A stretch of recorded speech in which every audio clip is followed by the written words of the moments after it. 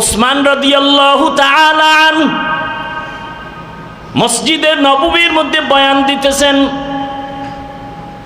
গালেবান একজন সাহাবী আনাস রাদিয়াল্লাহু তাআলা আনহু আয়েশা কিছুক্ষণ পরে মজলিসে ঢুকলেন।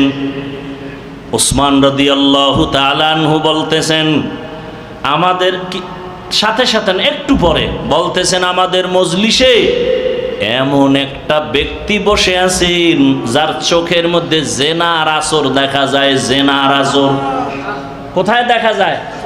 চোখের মধ্যে। কে বলতেছেন? উসমান। যে বাজার থেকে আইছে কে? আনাস রাদিয়াল্লাহু তাআলা আনহু। সম্ভবত তার নামটাই। তিনি মজলিসের শেষ পর্যায়ে গুইটা উসমানের কাছে গেছেন, গিয়া কানে কানে কয়, হযরত নবুয়তের দরজা খোলানি? কয় না। ওহী আসেনি? কয় না। আপনি কেমনে বুঝলেন? চোখের মধ্যে জেনার নজর।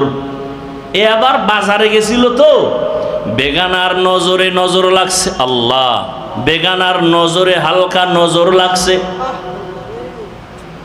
আর আমরা তো মোবাইলই দেখি না। চোখ নাপাক হয়ে গেছে, জবান নাপাক হয়ে গেছে, চোখে পানি আসবে কিভাবে? মোবাইলে বেগানা দেখতে দেখতে দেখতে দেখতে এখন নিজের বউ আর ভালো লাগে না। আল্লাহ মাফ করে দেন। অথচ সাহাবী সামান্য নজর পড়ছে তো ওসমানের জিগায়, খলিফাতুল মুসলিমিন নবুয়তের দরজা খোলা? কয় না। ওহির দরজা খোলানি? কয় না। কেমনে বুঝলেন? কেমনে দেখলেন?